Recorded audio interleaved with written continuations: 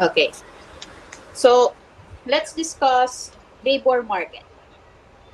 Okay, so last time we discussed the introduction to introduction to labor economics. Today we'll discuss labor market, and we say that labor market is a place where the workers and employers interact, where the employers compete to hire the best, and the workers compete for the best satisfying job.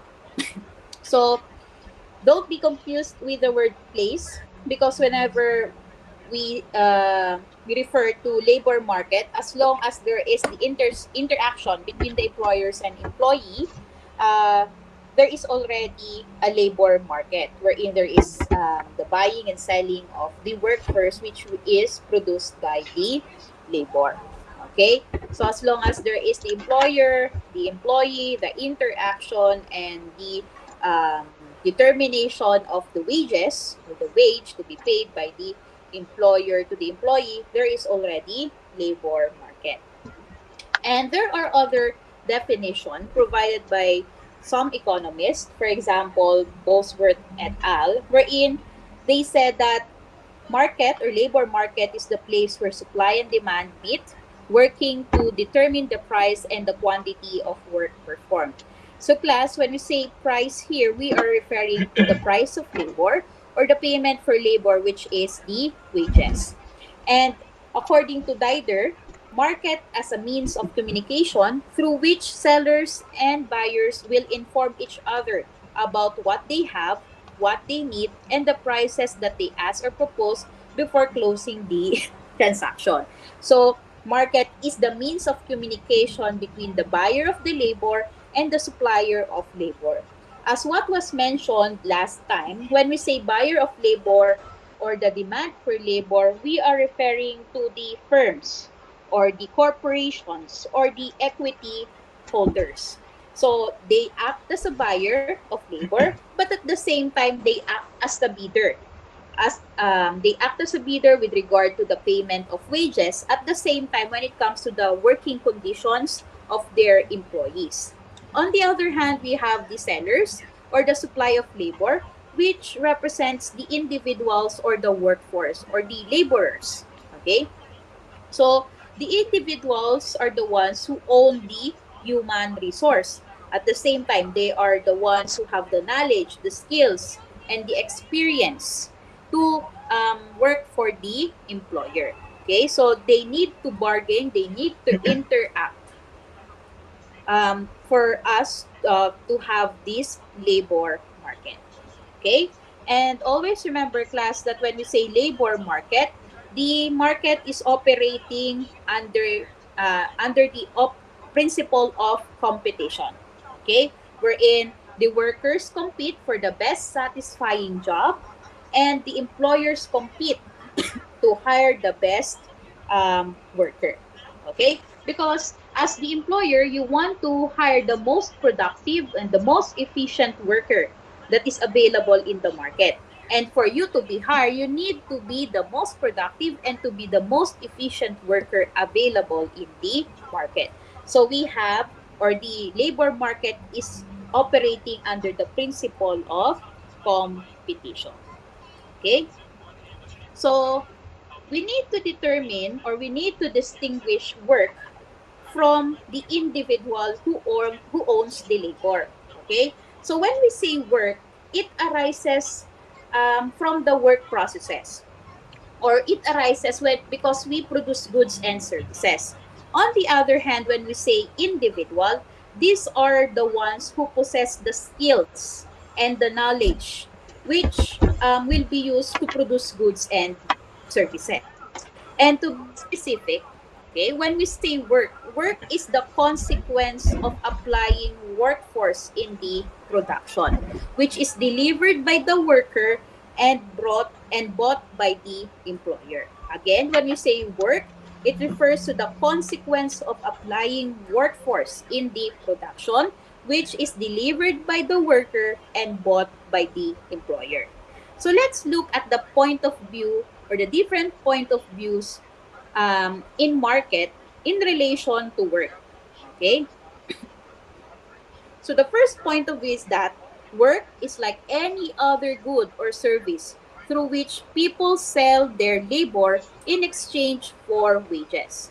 So we can say that according to the first point of view of labor market in relation to work is that work is just like any other commodity where people sell and exchange for wages. Okay? On the second point of view, we say that um, it appreciates the work as a commodity different from the rest of the goods, referring rather than the supply of labor available in the market. So although we consider work as a commodity, okay, that kind of commodity is different from the rest of the goods that are available in the market. Okay, so which is we can say that in relation to the supply of labor in the market. Pero tatandaan class ha, labor itself or labor per se is not the commodity. Okay, but the product of labor, which is the work, which is the consequence of the workforce in the production. So bakit natin hindi nasabi na si labor per se is not the commodity? Si Popescu ay nag-set ng mga guidelines para ma-identify natin whether the labor is a commodity or not. Okay? Or whether we can treat labor as a commodity. So the first one is, or the first guideline is the possibility to be changed with another commodity through an exchange contract. Okay? If there is no possibility of being changed to another commodity, that resource that we are referring to, it cannot be considered as a commodity. Okay? Next one, if that commodity can be give up or we can give up the ownership of that commodity, that is considered as a good or service or a commodity itself. So pinag-usapan natin last time that the absolute ownership of labor is to the worker himself.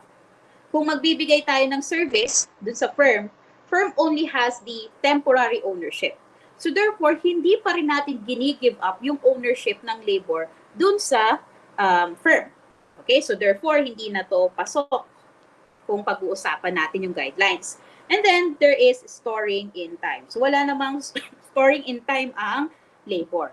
So you will notice that this guidelines or the labor as commodity cannot suffice these guidelines which were provided by Popescu. So therefore, we can say that labor is not a commodity or we cannot treat labor as a commodity. Nasusundan ba, class? Naiintindihan pa yung mga sinasabi ko? Okay. So, next one. Let's discuss the different characteristics of labor. Okay, what are the different kinds or different characteristics of labor? First one is labor is segmented. Okay, the labor market is composed of three levels: the primary, the secondary, and the tertiary level. So isa-isahin natin.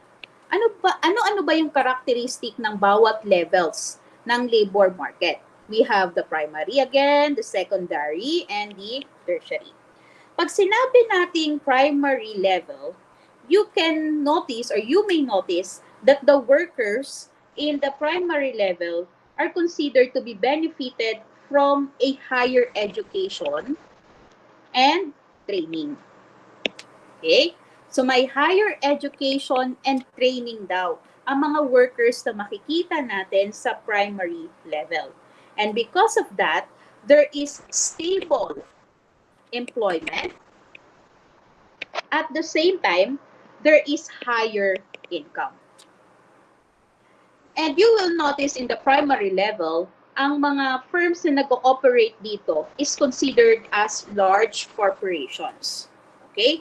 And therefore, there is higher opportunity of professional growth. And kapag nagkakaroon ng staff turnover, when you say staff turnover, mawawala yung isang staff, let's say na po-promote dun sa isa, nagkakaroon ng vacancy dito sa position na to, ang pagkakaroon or ang pag-hire ng mga employees is within the internal market itself. So, ibig sabihin, kapag napo-promote si manager, nagiging vice president of that corporation, ang kukuning bagong manager is yung employee din within the corporation. So, nagkakaroon ng staff turnover within the internal market. Okay? That is the primary level. Okay? Dun sa secondary level, this is the complete opposite of the primary level, wherein there is high staff turnover. Pwedeng umalis, madaling umalis or madaling palitan, madali ding makapag-hire ng mga empleyado. And wala nang hindi na natin masasabing yung staff turnover ay nandun lamang sa internal market. Pwedeng nandun na sa labas ng corporation or the firm yung pwedeng ma-hire. And then, since mababa yung level of training as well as education, yung expectation din natin when it comes to income is mababa. As well as mababa rin yung or there is unstable employment in the second level in the labor market. Okay? So, yung growth, yung professional growth din dito, mas mababa yung opportunity. Okay? And when we say tertiary level, on the tertiary level, it is actually, or it exists because there is the evolution of the underground economy. So we are completely aware of what an underground economy is.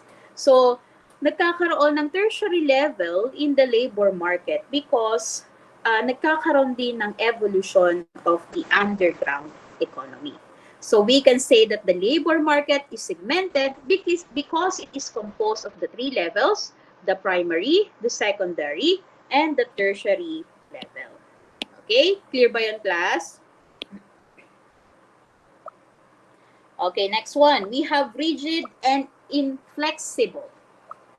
So, we have labor market could be considered rigid and inflexible. So, natural as a result of geographical evolution, lifestyle, professional training, as well as by legal and institutional aspects that are determined by gaps within the system. So, we can say that hindi basta-basta or hindi madaling to change yung labor market. It is inflexible. It is not flexible. For example, wages or the salaries being paid to the employees. Okay? You will notice that we have regional wages. May NCR wage, merong provincial rate. And in the NCR rate, we have 610. On the provinces, we have 520 bababa. Okay? Ang last time na na-check ko is 520 sa Cavite, Laguna, etc. Pero the rest, mas bababa pa ron. Okay? So, we cannot easily increase the price or the wages of the individuals just because we want to. Di ba nga, there is a proposal under the Senate sa Senate, Sinazubiri. They want to increase the minimum wage by about 100 pesos. Pero hindi pa rin nila magawa. Why? Because if they will increase the wages of the minimum wage, this may lead to closure of some of the companies or firms operating here in the Philippines. Kasi nga, di ba, we discussed that it is about 97 to 98% of the firms operating here in the Philippines are considered as MSME. And if you will increase the minimum wage of the workers, this may lead to higher cost of production on the part of the producers. And they cannot maintain their operation. So it's either magtatanggal sila or kung hindi talaga nila ma-maintain, it will lead to closure of their establishments. Okay? So that is just an example of how rigid the labor market is or how inflexible the labor market is. We also have the effect of inflation as well as yung unemployment. So because of this, okay, nagiging inflexible at nagiging rigid yung movement when it comes to sa labor market. Next one. We have the secondary market. So secondary market from other markets, capital market, goods and services market, receiving the influence of both, being constantly linked with them, anticipating trends in labor supply and demand, and reaction of economic operators, receiving and transmitting in return medium and long-term signals and determining effects that are found in all social economic sectors. Napakahaba. Pero maikling or para mas maintindihan natin, when we say secondary market, labor as a secondary market, labor market cannot exist kung walang capital market and goods and service market. Why? Because in order for us to produce goods and services, kailangan natin ng market. Or kailangan natin ng mga laborers.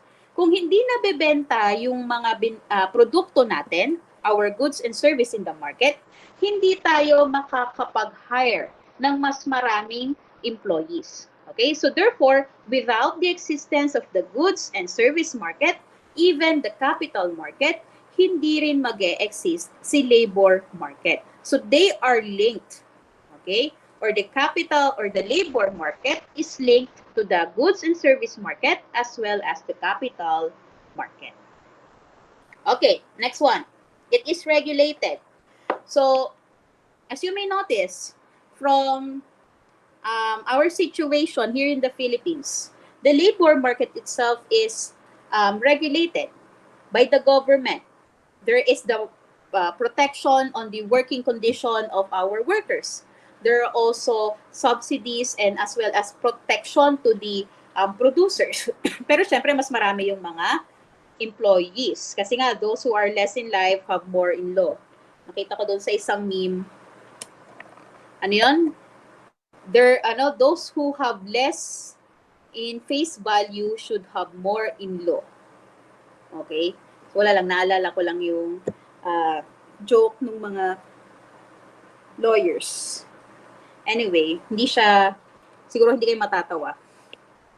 So, balik na tayo. So, regulated siya. Why?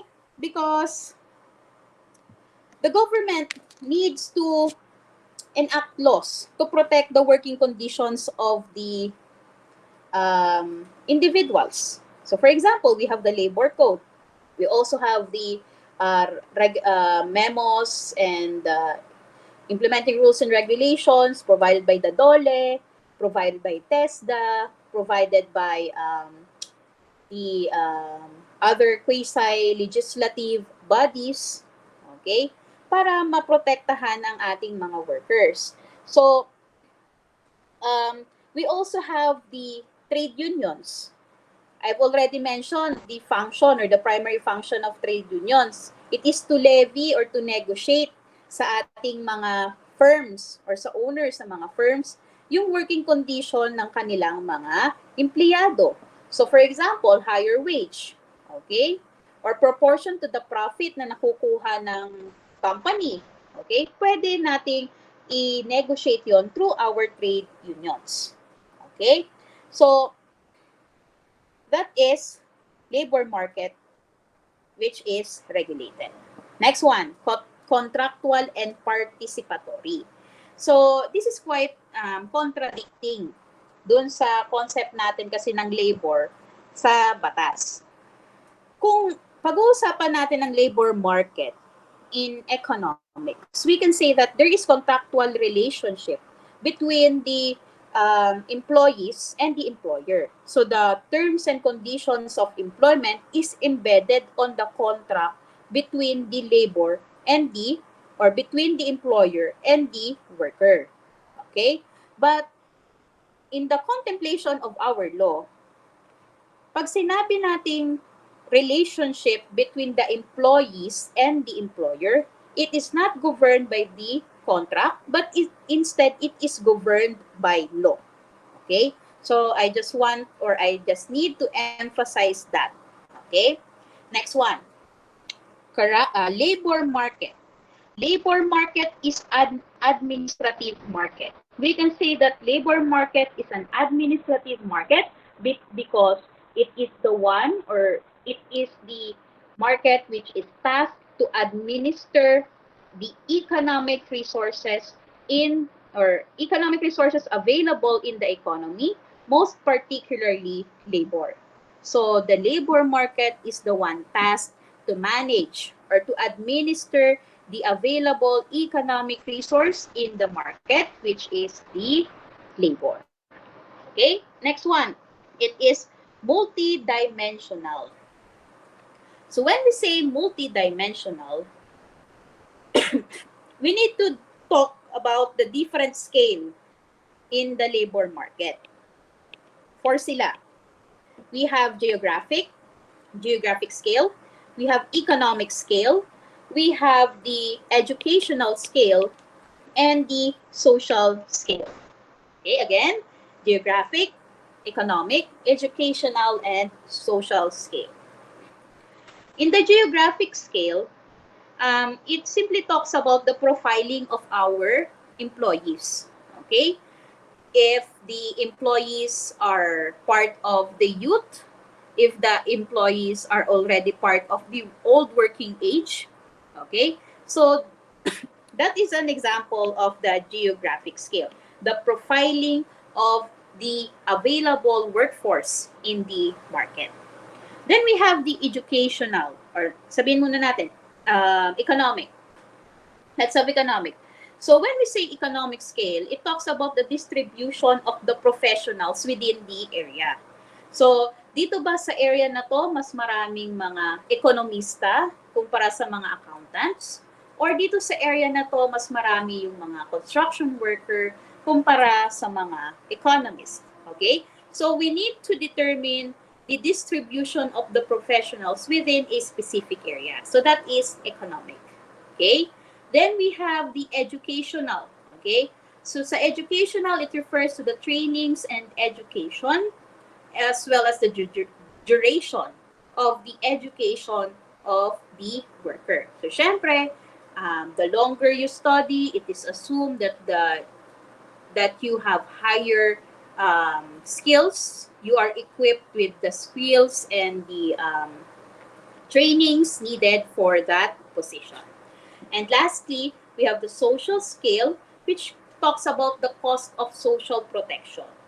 Okay, so there are some social issues when it comes to the employment of the employees in the labor market. Kaya nga may tinatawag tayong social justice. Hindi lang economic part of employing employees yung pinag-uusapan natin. We also need to talk about the social protection of our employees. Again, class, geographic, economic, educational, and social skills. Nakakasunod pa? Okay. Next one. Let's have inconsistent. Labor market is inconsistent due to the different profiling of our employees or our supply of labor. For example, we have different ages. Pwedeng nasa youth sila or young working population, pwede rin nasa old working population. At the same time, for a while lang class. Ang daming mga... For a while lang class,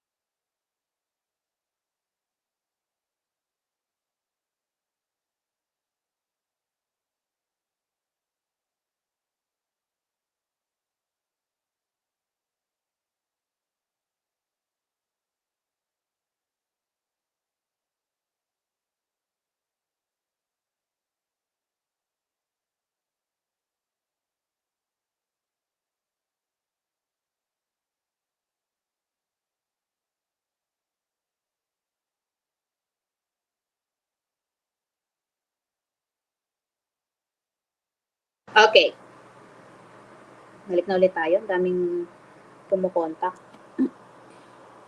Okay, so inconsistent, it refers to the profiling or different profiles um, of our supply of labor. So therefore, so for example, we have the ages, the gender, okay, the aspirations as well as the standards of our labor supply. So that is labor market is inconsistent. We also have imperfect labor market. We can say that labor market is imperfect because hindi naman in reality hindi naman yung equilibrium wage yung pinapasweldo sa inyo. Okay? Hindi equilibrium wage yung pinapasweldo sa ating mga laborers. But instead, there are other factors that can affect our wage determination. So for example, international disturbances. We also have international demand. Okay? We also have, let's say, the bargaining power of the trade unions. So, kung ito yung minimum, if this is the um, equilibrium wage, let's say this is the equilibrium wage, maaring magkaroon ng bargaining sa trade unions at iset nila yung wage higher than the equilibrium wage. Okay? We also have the labor legislations. The government may set the wage above the equilibrium wage. Di ba nga, yun yung minimum wage natin, etc. So there is an imperfect market that the wage itself is not just determined by the labor, the demand for labor as well as the supply for labor. Okay, again class, we have the different characteristics of labor. Our labor market, it is segmented, rigid, and inflexible. It is a secondary market. It is regulated, contractual and participatory, administrative market, multidimensional, inconsistent, and imperfect. Naiintindihan? Okay. How will we define employed, underemployed, and unemployed person? So when we say employed person, consists of persons in the labor force who were reported either as at work, with a job, or business although not at work. So, included na dito yung mga individuals who are considered as self-employed. So, pag sinabi naman nating underemployed, these are the individuals who are skilled sa isang area, but they are hired to another job. Okay? So, that is underemployed. Pag sinabi naman nating unemployed, these are the individuals who are aged 15 years old above, okay? Who have no job or business and actively looking for work. So, we can also consider those unemployed persons without a job or business who are reported not looking for work because of their belief that no work was available or because of the temporary illness or disability, bad weather, pending job application, or waiting for a new job. So when we say unemployed persons, these are the individuals aged 15 years old and above who are looking for work, who are just being laid off from work, or those who are searching for job. It could be also those individuals who are transferring from one job to another. So those are the individuals who are considered as unemployed persons. So last time, we already mentioned the concept of working age population because we discussed the computation for the labor force participation rate. So we said that in the labor participation rate, we have labor force divided by the working age population.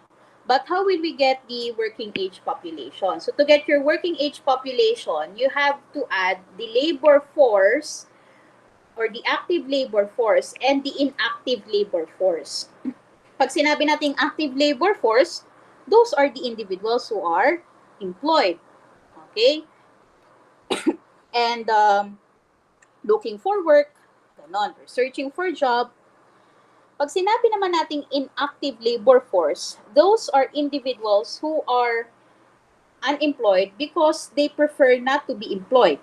So, for example, students who are already 15 years old and above, those mothers who preferred to tend the needs of their children and husbands and decided to be housewives.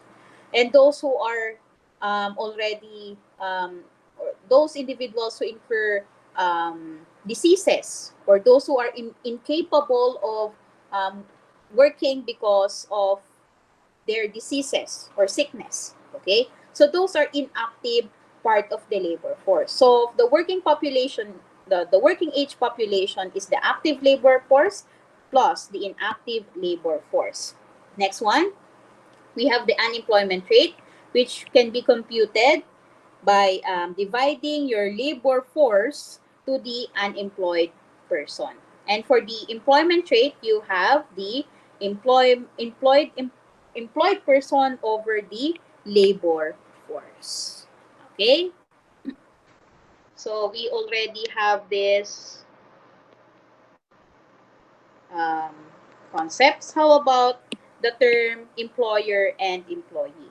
So, kanina ko pa mini-mention yung term na employer and employee, pero never natin siyang dinefine.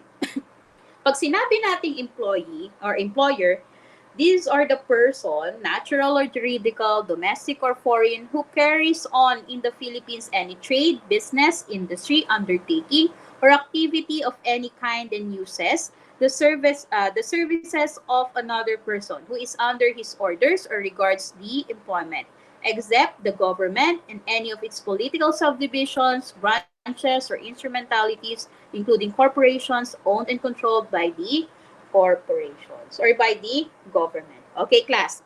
This definition was taken from the definition under the law.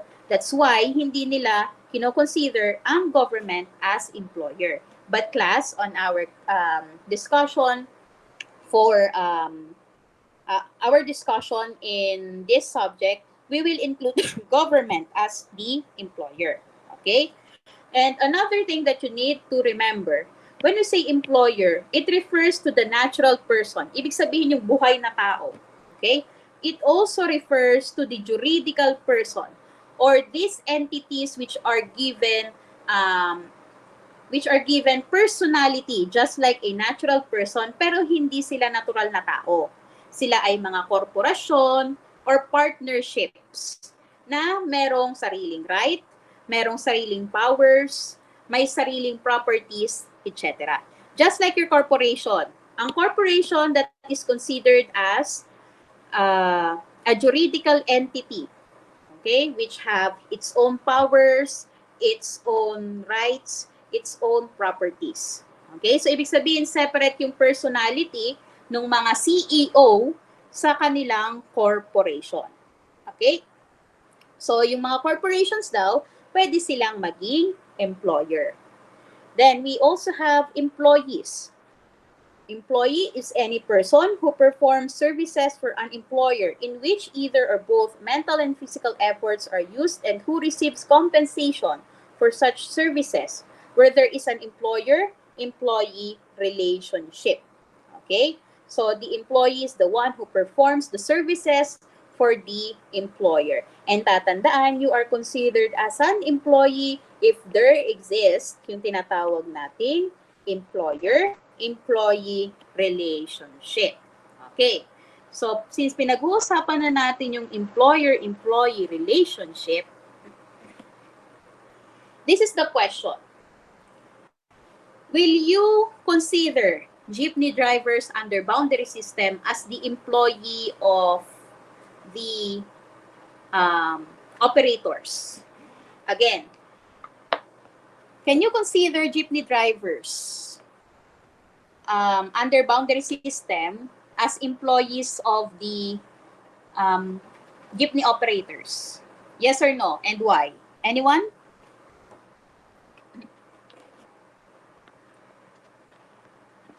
No. Anyone can answer. Sa tingin nyo, empleyado ba ni operator si jeepney driver?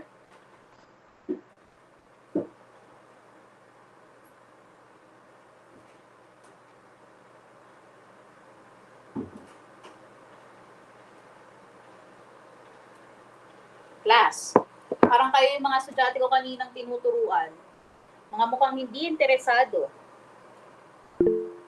subject.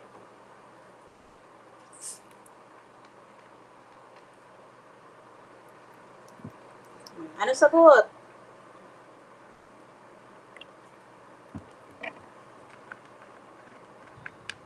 Ma'am, try lang po. Audible po ba ako? Audible po, no? Ano po, tingin ko po. May yung background noise.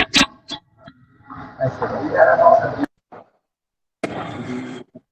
sige. Ayan ma'am, rinig po ba ako? Yes.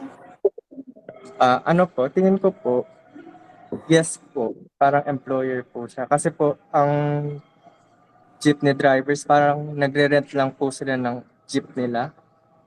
Parang ganun po ba yung ano? So kapag nagre-rent sila, under lease contract sila.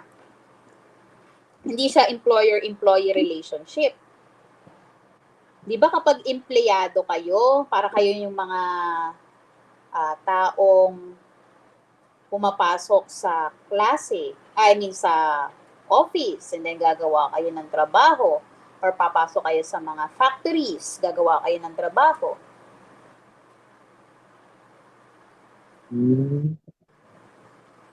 Paano sa mga jeepney driver? Di ba sa boundary system, yes, para siyang pinaparenta, pero hindi renta yun eh. Pinapahiram sa inyo, o sige, sabihin natin, gamitin natin yung term na rent, pinapahiram sa inyo for the meantime, yung jeepney within, let's say, from 7 a.m. to 7 p.m. So, you can go to places within your route, kasi may ruta lang sila, di ba? And then, pwedeng Yes po. pabalik-balik. And then, yung kikitain nila doon, yung part nun is ibibigay as boundary doon sa jeepney operator. And after that, after the 7 p.m., hindi na sila gagamit nung jeepney. Okay? So, somehow, para siyang lease contract, pero hindi siya lease contract class eh. Ano sa tingin nyo? May employer-employee relationship kaya?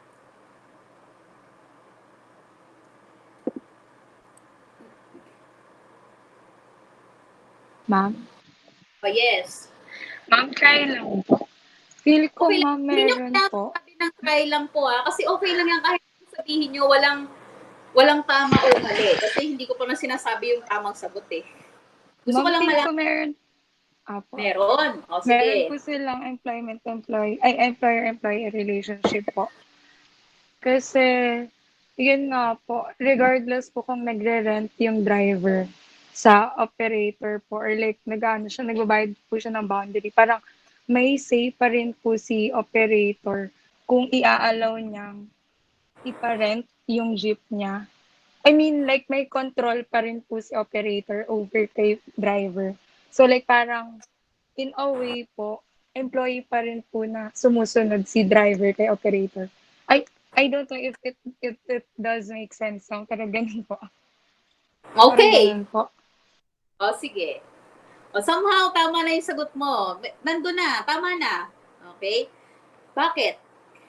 Last time, I've mentioned the different factors which we need to satisfy for us to determine whether there is an existence of employer-employee relationship. First, there is the selection and engagement of employee. Si employer, kaya niyang mamili at siya ang namimili ng kanyang mga empleyado. At kung saan nila ipoposisyon yung kanilang mga empleyado. Payment of wages. So, dapat siya yung nagbabayad ng wage ng kanyang mga employees. Siya din ang may kakayahan na i-fire si employee. So, the power of dismissal. And lastly, and the most important among these factors is the power of control or the control over the means and methods of doing work ng employee. Okay.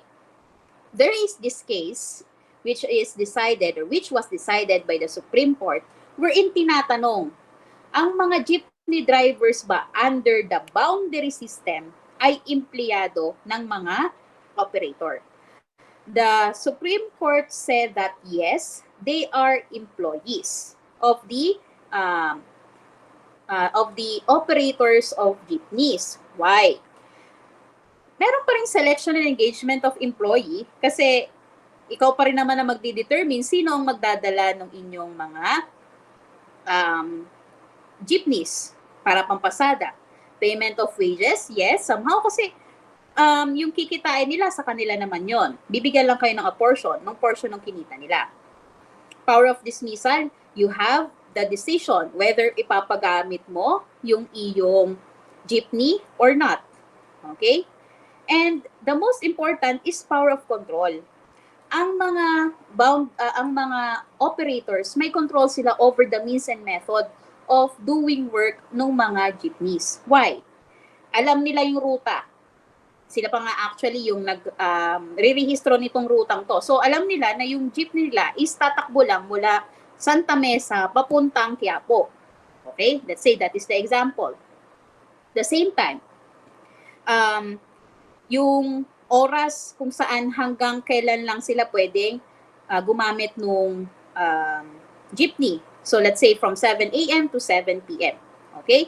So therefore, there is somehow a control by the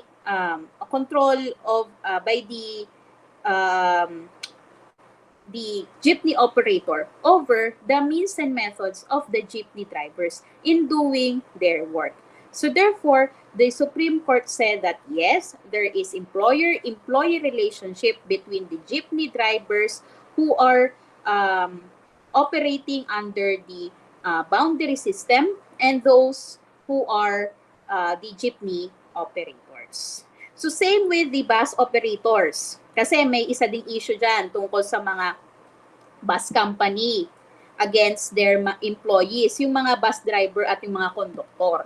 So sinabi doon na employer din ni driver at ni konduktor si bus companies. Okay? Kasi nga may control sina bus companies sa means and methods of doing work ni konduktor at ni driver. Okay? Clear ba tayo doon, class? So hopefully next time kapag nagtatanong ako what is your opinion, etc. Just give your opinion. Wala namang tama or mali. Hanggat hindi pa natin sinasabi kung ano yung tama. Okay? Para lang makita natin whether na yung bang iniisip natin na idea is tama. Mali mo nga, tama yung sinabi nyo. Hindi may dagdag points pa kayo. Anyway, let's now move on. These are the different kinds of employment. So the kinds of employment can be divided into as to the tenure, as to the salary component, and lastly, as to the way the labor code define the different kinds of employment. Okay, first one, as to the tenure. We have the permanent and temporary employees, or permanent employment and temporary employment. When we say permanent employment or permanent employees, these are the ones who is appointed to a job for an undefined and indefinite period. So therefore, hindi mo alam kung kailan ma-terminate yung iyong employment, yung employer-employee relationship ninyo. So permanent employees could also be called as regular employees, and the employees who are considered as permanent are considered, or yung job nila is considered as necessary and desirable to the usual business of the employer. For example, kayong mga ekonomista, after nyong graduate, ang in-expect nyong mga trabaho is data analyst, yan, mga economist, okay? Sabihin natin napunta kayo sa market research, okay? Kasi meron din kayong mga statistics eh.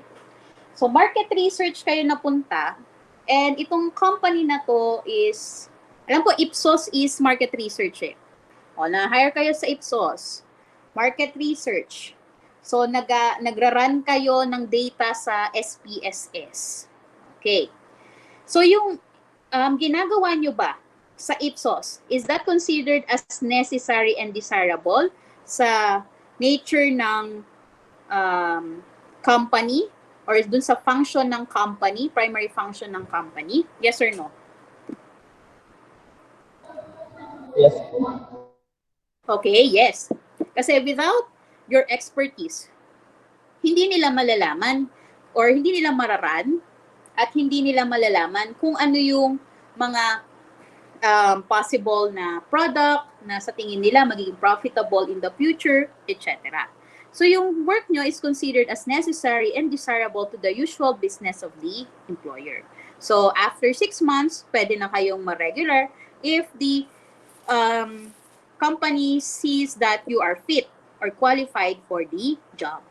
Okay? And as permanent employees, you can only be terminated because of just or authorized cause. Ano ba yung just cause? There are a lot of causes under just cause.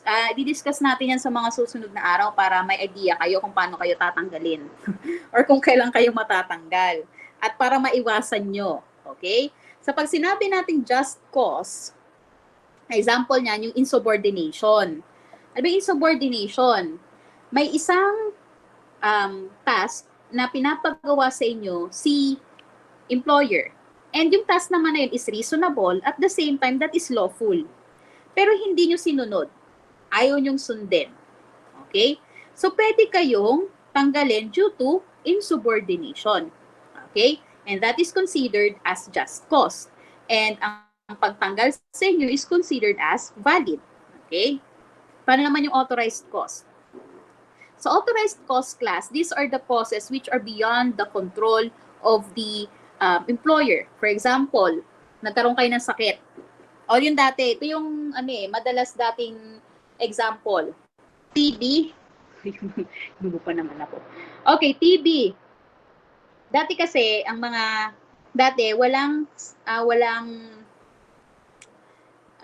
walang cure sa TB. Okay? So therefore, kapag nagkaroon ka ng TB, at syempre yung TB nakakahawa, maaari kang tanggalin. Okay? So, because of your sickness or your disease, and let's say you are already declared by the public health authority that hindi ka na makakapag-work at nakakahawa yung work mo, pwede kang tanggalin ng company or ng firm. That is considered as valid under authorized cause. Okay, so that is for permanent. How about temporary or probationary? So temporary or probationary employees are the one who stays on the job for a defined or pre-agreed period. Okay? We'll further discuss this probationary pag nandito na tayo sa kinds of employees under the labor code. Okay, let's move on with the kinds of employment on the basis of salary component. So you have the monthly paid and the daily paid. Sa monthly paid, it covers all the days of month including the rest days and holidays. So kung kayo ay employee na binabayaran monthly, regardless kung mag-declare ng holiday, okay, magkakaroon kayo ng sweldo. Okay? Katulad ngayon or sa mga susunod na weeks, 2 weeks halos ang daming holidays. So, if you're a monthly paid employee, kahit nagkakaroon tayo ng holidays, that is considered as paid. Okay? Pati yung mga rest day nyo. So, class, ang isang empleyado ay entitled sa at least 24 hours consecutive rest day. So, ibig sabihin nun, isang araw na rest day, entitled siya. So kapag kayo ay pinagtrabaho during your rest day at nagtrabaho kayo, you are entitled to the double of your income or daily wage during that time. Okay? So pag-usapan din natin, try natin pag-usapan yung mga premiums na makukuha nyo kapag nagtrabaho kayo during rest days and holidays. Kapag nandun na tayo sa wage determination. Okay, so that is monthly paid. Yung daily paid naman, ito yung mga salary only covers the day or day's work. So ito yung mga no work, no pay. Kapag hindi kayo nag-work, wala kayong wage. Kapag nag-work kayo, meron kayong wage. So that is the daily paid employees. Okay?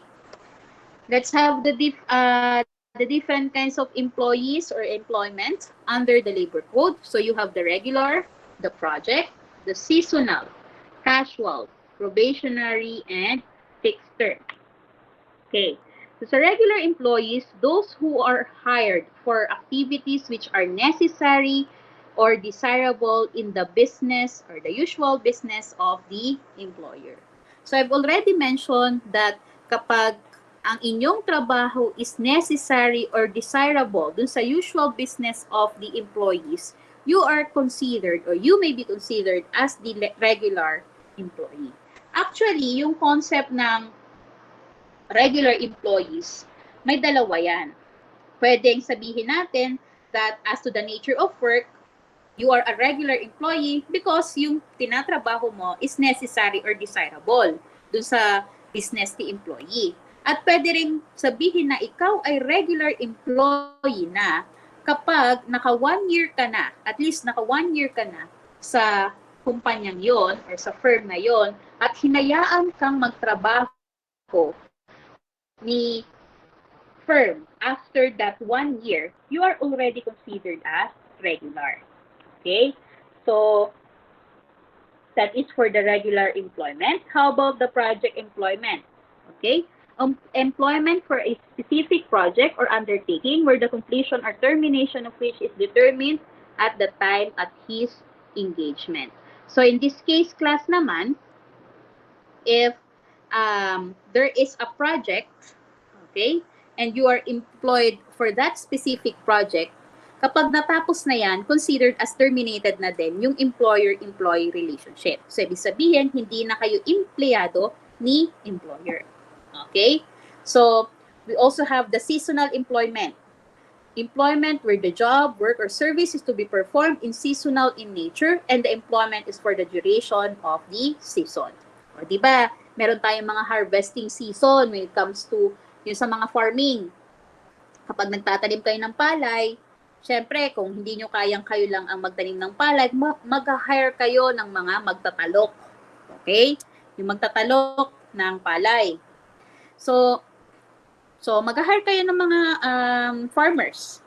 After nun, mag-hire ulit kayo ng farmers para naman sa harvesting season. Okay? So, yung duration na yon, yung sa duration na yon ng harvesting season, yung mga empleyado nyo doon, those are considered as seasonally employed employees. Okay? Kasi yung employment nila was due to the season na pinag-uusapan natin.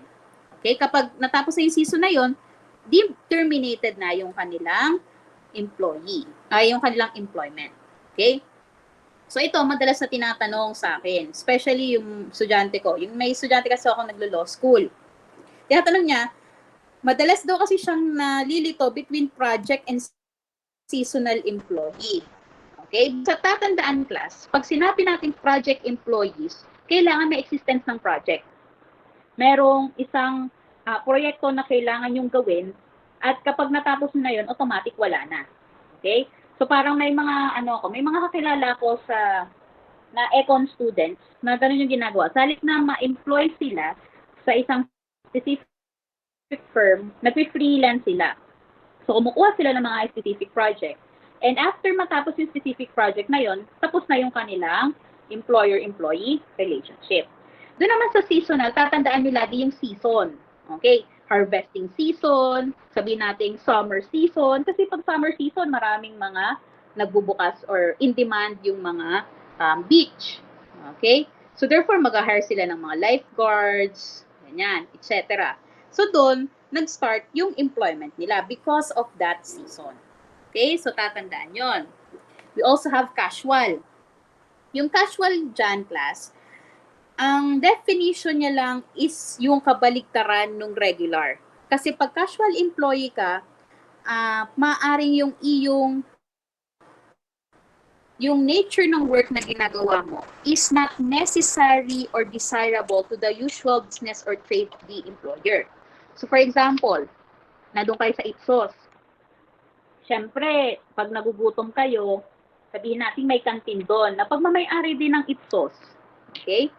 So, yung mga taong hinahire doon, they may be considered as casual. Bakit sa tingin nyo? Yung mga taong hinahire sa canteen dun sa Ipsos may be considered as casual employees.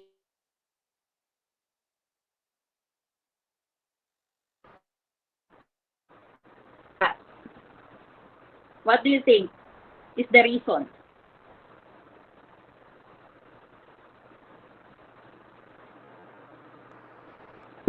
Wala ulit akong kausap? Ako, ako ma'am, try ko po. Rinig po ba Ay, ako, sige ma'am? lang.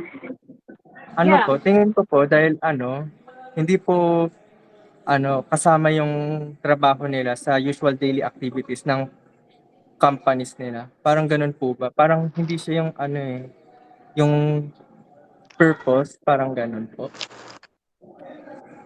Okay, good. Bakit maaring maging casual employees yung employee ng canteen ng Ipsos? Kasi yung work nila is not usually necessary or desirable to the usual business or trade ng employer. Kasi 'di ba ang pinoprovide naman ng Ipsos is market research. Kung data analyst ka, yes, necessary and desirable yung iyong ginagawa. Pero yung canteen naman, pwede namang mag-exist yan, pwede rin hindi. Okay? Kasi hindi naman talaga yan part ng kung ano yung service na pinoprovide ng Ipsos. Okay? So, maaari kayong mag-hire ng casual employees pag ano yung situation. And plus, tatandaan, provided that the employment is neither project or seasonal. Then, we have probationary. Probationary employment is where the employee upon his engagement is made to undergo a trial period during which the employer determines his fitness or qualified for regular position. So kapag probationary employees kayo, at the maximum dapat 180 days lang yan or 6 months. Okay? Beyond that, kailangan inform na kayo or i-assess na kayo para malaman natin whether you are fit for the job or you need an extension or hindi kayo tatanggapin as regular employee. Okay? Tandaan nyo class, karapatan nyo yun. And as probationary employees, kailangan masatisfy itong 5 na requisites. First one is kailangan may written contract kayo between the employer and the employee regarding your probation. Okay? Next one, it must spell out that the employee will undergo the probationary period of employment for a specified number of months. So, tatandaan class at the maximum hanggang 180 days lang. But it may be extended depending sa kung ano yung naging assessment ng inyong employer. Kung sa tingin niya hindi ka pa fit and binibigyan ka niya ng second chance para sa tingin niya, i-assess ka ulit niya at ma-hire ka in the future as regular, pwede yon. Okay? But, yung extension, kailangan i-ano din sa inyo i-communicate din sa inyo ng maayos. Then, the contract must specify the reasonable standards of the basis of which his performance will be evaluated. So, you need to know what are the standards na kailangan mong masatisfy. And there must be an assessment. And lastly, the result must be communicated to the employee. Okay? So, kailangan i-satisfy lahat to. Kung hindi, magkakaroon ng violation yung firm and ma maaari siyang ma-held liable before the DOLE, before the labor arbiter. Okay? And then, we have the fixed term. A fixed term is a contract of employment for a definite period, terminates by its own terms at the end of such period. So, fixed term class, kapag pag sinabi nating fixed term, yung duration ng inyong employment is already predetermined under the contract. Okay? Pag sinabing October 27, matatapos ang iyong employment, hindi mo na kailangang i-inform pa na matatapos na. So, basta kinabukasan, you are already, or the employer-employee relationship is already terminated. Okay, so again, class, we have regular, project, seasonal, casual, probationary, and fixed term employment under the labor code. Okay? So, may questions pa kayo? Ma'am, saan po nagpo-fall yung yung mga contractual employees? Okay, contractual employees may be considered under casual. Okay? Maaari silang i-consider as casual employees. Pero kasi ang contractual kasi, um, ang contractual kasi is medyo ano siya eh. Alam niyo yun, yung nandun siya sa, meron din siyang contract na hanggang dito lang. Depende sa kung anong contract yung pag-uusapan natin ha. Kasi may times na nagiging contractual employees sila for the sake na merong project. Pero mas madalas ang contractual under sila ng casual employees. Kasi kukuha ka lang ng contractual employees kapag nangangailangan ka ng additional workforce, etc. Okay? Madalas class ang contractual, maririnig nyo yan sa government. But these kinds na binigay ko sa inyo is yung mga usual na makikita nyo sa employment of private corporations, partnerships, or other firms.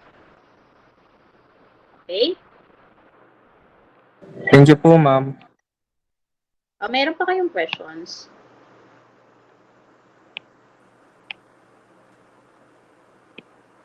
Ma'am, Yes.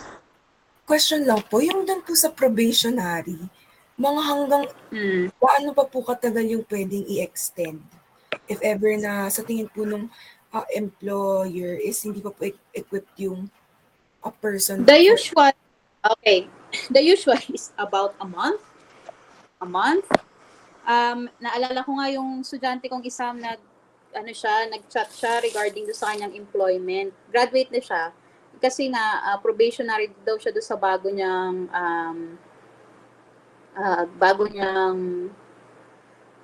trabaho, and then extend daw yung kanyang yung kanyang probationary period for a month. And then nagkakaproblema siya kasi parang hindi communicate ng maayos yung kanyang probationary. So pwedeng a month or pwede rin hanggang less than 1 year. Kasi kapag in-extend yung yung probationary period mo at lumagpas na yan ng 1 year, okay? You're considered as regular employee na. Kasi sinabi ng batas, regular employee ka na kapag lumagpas na ng 1 year.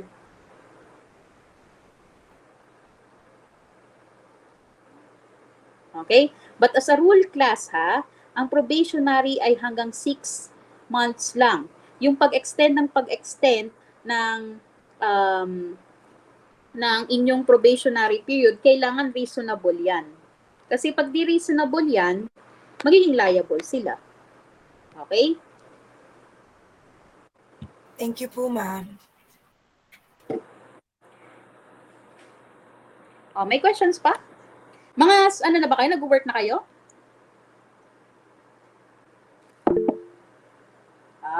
Mga nag-work na. Yes, Mr. Gabriel. Question lang ma'am sa lahat po ba ng kinds of employment, any kinds po dun parang kasama na po sa maghuhulog sa mga PhilHealth, SSS or sa mga ganung type of insurance or sa regular lang po talaga yun? Sa actually according to the SSS law dapat from the day that you started your employment, you are already entitled sa SSS. Okay? But there are situations wherein, for example, project employees, fixed term employees, na pinag-uusapan nyo yan under your contract. Kasi may mga tao din naman na ayaw nilang magpatanggal ng anong tawag doon? Ng SSS, PhilHealth, etc. Okay? Pero according to the SSS law, dapat from the day itself na nag-start kayo sa inyong kumpanya, dapat na kayo, entitled na kayo sa mga ganyan. So in the future class, please be vigilant sa inyong mga sa inyong mga karapatan bilang empleyado. Especially that gagraduate na daw kayo after this school year. Okay. So may questions pa?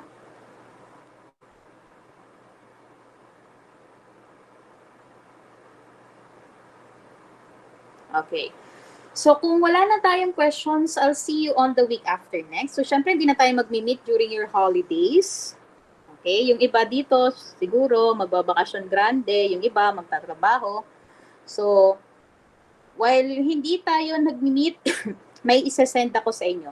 Yung sinabi kong set of readings na kailangan nyo basahin, hindi ko pa talaga siya naayos kasi may mga tinatanggal ako, may mga sa tingin ko kasi parang masyadong hindi na siya inappropriate para sa inyo, etc. Pero, while nagbabakasyon kayo, dahil naubos din or nawawala yung mga oras na dapat nag-limit tayo, magsisend ako ng mga readings and isang video on market, on demand for labor. Okay, and then your task is to watch that video.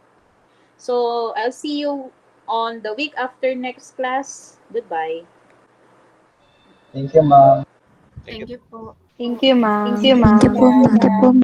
Thank you po.